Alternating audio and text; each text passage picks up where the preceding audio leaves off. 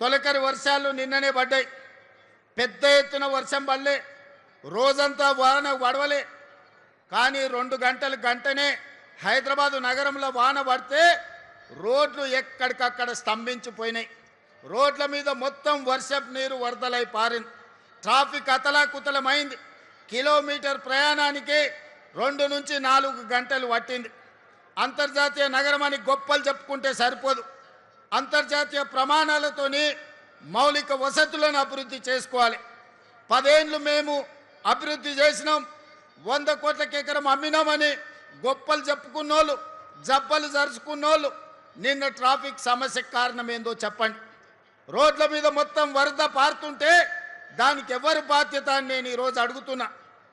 పోయిన దుర్మార్గులు చెరువులు, నాలాలు, కుంటలను కబ్జా చేసుకొని, పబ్లిక్ పార్కులను ఆక్రమించుకొని, ప్రభుత్వ భూములను చెరబట్టి ఈనాడు అక్రమ నిర్మాణాలు చేపట్టబట్టే ఇవాళ చెరువులలో ఉండాల్సిన నీళ్లు, కుంటలకి వెళ్ళాల్సిన నీళ్లు, నాలాలో ప్రవహించాల్సిన నీళ్లు, వర్షపు నీళ్లు మొత్తం రోడ్ల మీద ప్రవాహమైంది. చెరువుల్లో ఉండాల్సిన నీళ్లు మన కాలనీలకు, మన బస్తీలకు వచ్చినాయి. మన రోడ్ల మీద వరదై పారింది. అందుకే నిన్న గంటల కొద్దీ ట్రాఫిక్ జామ్ అయింది.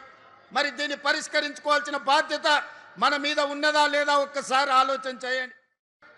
ఆనాటి నుంచి ఈనాటి వరకు రామాయణంలో రావణాసురుడు ఉన్నట్టుగా ఈనాడు మన నగర అభివృద్ధిలో రావణాసురులు, మారీచులు, సుబాహులు, శుక్రాచార్యులు అందరూ ఉన్నారు.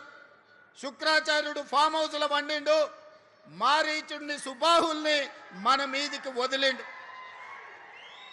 పెద్ద రాక్షసులు, పిల్ల రాక్షసులు కలిసి ఈనాడు భారత్ ఫ్యూచర్ సిటీని మేము అడ్డుకుంటాం, మేము రద్దు చేస్తామని అంటున్నారు.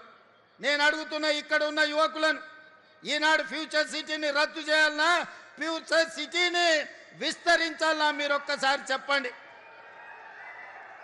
ఈనాడు ఫ్యూచర్ సిటీ మన ఫ్యూచర్కే కాదు, మన పిల్లలు, వాళ్ళ పిల్లలు భవిష్యత్ తరాలకు గొప్ప ఫ్యూచర్ను అందించడమే కాదు, భారతదేశానికే కాదు ప్రపంచానికి ఒక దిక్సూచిగా, ఒక గొప్ప నగరంగా తీర్చిదిద్దాలి అని ఈనాడు మన ప్రభుత్వం సంకల్పంతో ఈ కార్యక్రమాన్ని తీసుకున్నది. ఈ సంకల్పాన్ని అడ్డుకోవాలని ఈనాటి రాక్షసులు కడుపు నిండా విషం పెట్టుకొని, కళ్ళల్లో నిప్పులు పోసుకొని, ఇక్కడనే కాదు అమెరికాకి వెళ్ళి ఫ్యూచర్ సిటీని మేము రాగానే రద్దు చేస్తామంటారు.